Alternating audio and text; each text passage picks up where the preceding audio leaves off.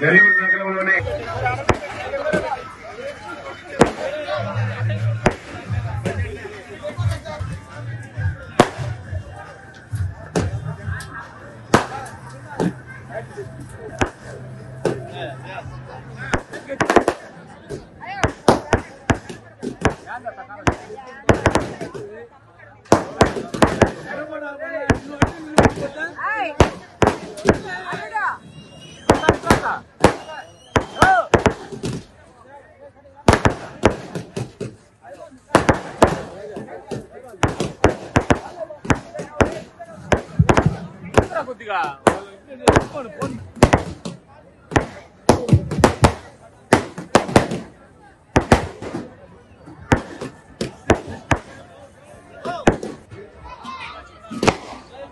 హఫీజ్ గారు, అబ్దుల్ కరీం గారు, నజీర్ గారు, ఫహీం గారు, అజీం గారు, అబ్దుల్ ఫహీం,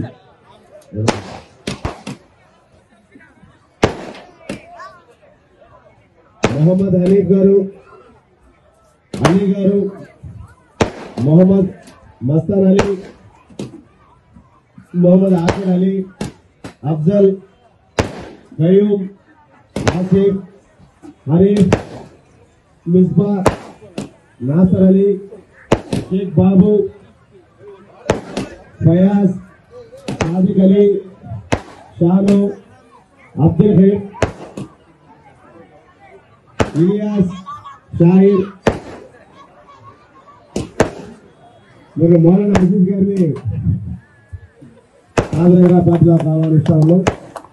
వీరితో పాటు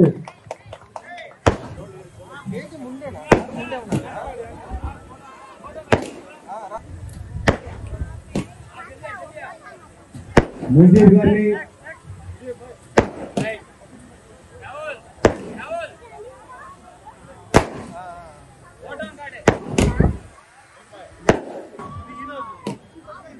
अल्ताफ गारी, मोहिद्दीन गारी, शबीर, रफी गारी, रमतुल्ला, जानी, शबी, हलीम, आरती जैन इसको घटा दिखे मैं लास्ट फोटो तीसको मैं अंदर ग्रुप फोटो तीसको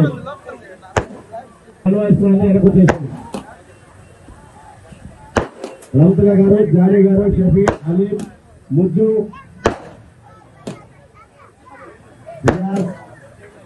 जहीर, जानवास, अशोक,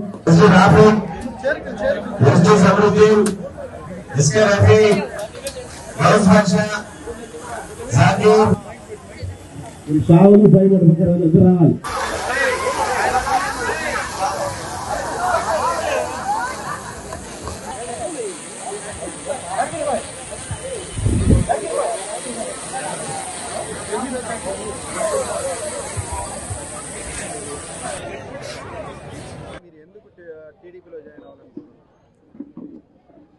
నేను ఈరోజు టీడీపీలో చేరబోతున్న సందర్భంగా నేను ఒకటే తెలియజేసుకుంటున్నాను.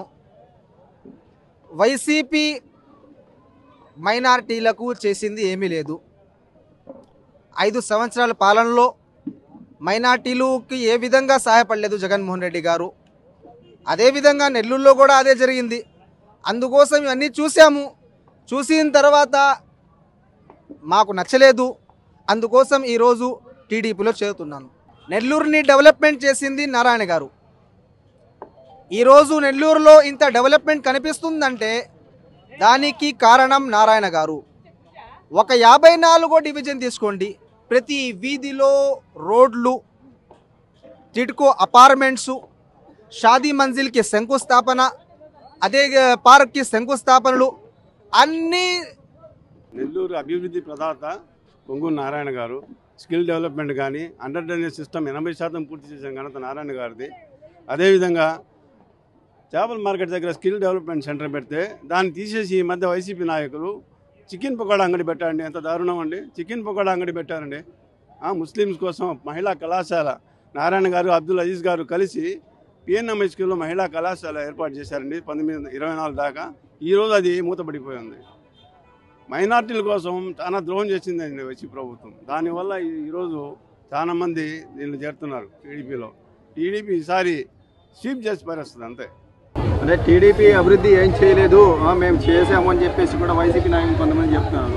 టీడీపీ అభివృద్ధి ఏం చేయలేదు 2014 నుంచి 2019. ఎందుకు అభివృద్ధి చేయాలంటే ఎందుకు అభివృద్ధి చేయలేదు? కంటికి కనిపించేంత చేశారు. బార్షై దర్గా కానీ ఆయన చెప్పినట్టు బార్షై దర్గా, skill development, under drainage, necklace road, NTR Ghat అన్నీ మన కంటికి కనిపిస్తుంది కదా. ఎందుకు డెవలప్మెంట్ చేయలేదు? ఎవరు వీళ్ళు ఎంతవరకు ఇసుక అమ్ముకొని శాండ్ మైన్ మొత్తం అమ్ముకొని కోట్లు సంపాదించేశారు వైసీపీ నాయకులు. మైనార్టీలకు ఏం చేయలేకపోయారు. షాదీ దుల్హన్ పథకం తీసేశారు.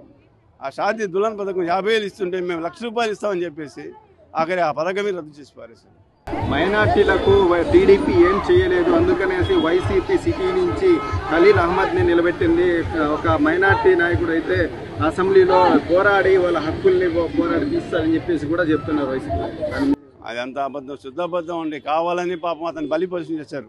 డిప్యూటీ మేయర్గా ఉండి ఖలీల్ అహ్మద్ని మా జెండా వీధి మంది అతన్ని బలిపశం చేశాడు అనిల్ కుమార్ యాదవ్. సిటీలో చెప్పకూడదు కానీ రాజకీయ అంతర్గతంగా మనకు ఎందుకు అయినా అతన్ని బలిపశం చేశాడు అనిల్ కుమార్. ఇక్కడ నుండి అతను వేరుగా ఉండేది. అతను తెలుసు అతను ఓడిపోతాడని. ఇతను కట్టిలాగా పెట్టేసి వెళ్ళిపోయాడు అంతవరకే. ఓడిపోతానని కూడా తెలిసి కూడా మరి ఎందుకు పెట్టారు? కావాలి, ఇప్పుడు ఎవరెవరు క్యాండిడేట్ కావాలి కదండి. పర్వతం చంద్రశేఖర్ నాకు వద్దని చెప్పాయంట, ఇక్కడ ఎట్లా నారాయణ గెలుస్తారని చెప్పేసి ఆయన తీసుకొచ్చి పెట్టేశారు. నారాయణ ఎన్ని ఓట్ల మెజారిటీతో గెలవాలి? 1,00,000 ఓట్ల గ్యారంటీ గెలుస్తానండి నారాయణ గారు. మీరందరూ మీ కమ్యూనిటీ మైనార్టీ నాయకుడు ఖలీల్ అహ్మద్కు వదులుకొని నారాయణకి ఎందుకు? అదేనండి, డెవలప్మెంట్ లేకపోతే దేనికండి? ఏ ప్రభుత్వం అయినా సరే డెవలప్మెంట్ కావాలి ముందు. వీళ్ళు ఎంతసేపటికి ఆ శాండ్ మైండ్ ఇసుక ఏంది పాపం రోడ్డును పడేస్తున్నారు పాపం కూలీలు అండి. గ్యారంటీ అండి. ఇదే వాలంటీర్స్ ఈ రోజు స్వచ్ఛందంగా తమ భవిష్యత్తు ప్రశ్నార్థకంగా ఉందని తెలుసుకొని ఈ రోజు మన తెలుగుదేశం పార్టీ చంద్రబాబు నాయుడు గారు ఏదైతే హామీ ఇచ్చారో ఎలక్షన్స్ తర్వాత వాళ్లకు జాబ్స్ షూరిటీ గానీ సెక్యూరిటీ గానీ వాళ్లకు ఇంకా ఉన్నత పదవులు ఇవ్వడానికి ఉన్నత ఉద్యోగాలు ఇవ్వడానికి ఆయన ఇచ్చిన స్టేట్మెంట్ తర్వాత ఈ వాలంటీర్స్ స్వచ్ఛందంగా వస్తున్నారు. వాళ్లే కొంత ఫండ్ కాంట్రిబ్యూట్ చేసుకుని వాళ్ళ అసోసియేషన్ తరఫున నారాయణ గారికి ఇచ్చి మన అసోసియేషన్ తరఫున చంద్రబాబు నాయుడుకు ఇది చేర్పించండి. మాకు బాబు గారి ద్వారా మాకు నమ్మకం ఉంది. బాబు గారు వస్తేనే మాకు న్యాయం జరగదు. ఇప్పుడు దాకా ఆయన చెప్పిన కళ్ళబోయిన మాటలతో మేము ఈ పయనం చేస్తున్నాం. ఇంకా వద్దు, మా కళ్ళు తెరిచారు చంద్రబాబు నాయుడు గారు. చంద్రబాబు నాయుడు గారితోనే మా భవిష్యత్తు ఉందనేసి ఇదే వాలంటీర్స్ ఇదే యువత ముందుకొచ్చి చెప్తున్నారంటే అర్థం చేసుకోండి. ఇదంతా డైజెస్ట్ చేసుకోలేకుండా విజయసాయి రెడ్డి గారు ఈ వాలంటీర్స్ గురించి, అదే కాకుండా ముఖ్యంగా యూసీసీ ఏదో యూనిఫామ్ సివిల్ కోడ్ గురించి అది మొన్న ప్రస్తావన తీసుకొస్తున్నారు. బాబు నువ్వు వచ్చి దీని గురించి మాట్లాడే సిగ్గు లేదా నీకు? విజయసాయి రెడ్డి నీకు సిగ్గు లేదా? ఎవరు త్రిబుల్ తలాకు చేతులు ఎత్తింది? ఎవరు సీఏకు చేతులు ఎత్తింది? ఎవరు ఆర్టికల్ 370కు చేతులు ఎత్తి ముందుకు చేసింది? మీకు సిగ్గు ఉంటే మేము సిగ్గుతో పనిచేసాం, మమ్మల్ని క్షమించమని మా ముందుకు రండి. మేము చేసింది తప్పు, ముస్లింలకు ద్రోహం చేశామని మీరు ముందుకు వచ్చి మాకు ఫస్ట్ క్షమాపణ చెప్పండి. తర్వాత జగన్ నీ గురించి ఆలోచిస్తారు. సిగ్గు లేకుండా ఇవన్నీ మీ భవిష్యత్తు అర్థమైపోయింది. సర్వేస్ బయటకు వచ్చేసాయి. ఇప్పుడు చిన్నాయిని హత్య చేసింది బయట పడిపోయింది. మీ చెల్లెలు షర్మిల గారించి ఆమెది తరివేశావు. మీ అమ్మ ఇప్పుడు ఎక్కడుంది? అమెరికాలో. సిగ్గు ఉంటే విజయసాయి రెడ్డి నువ్వు మళ్ళీ మాట్లాడవు. వాస్తవాలు ముందుకు తీసుకురా. వాస్తవాలు ముందుకు తీసుకొచ్చి ఓటుని అడుగు. నీకు దమ్ము ధైర్యం ఉంటే మైనార్టీస్.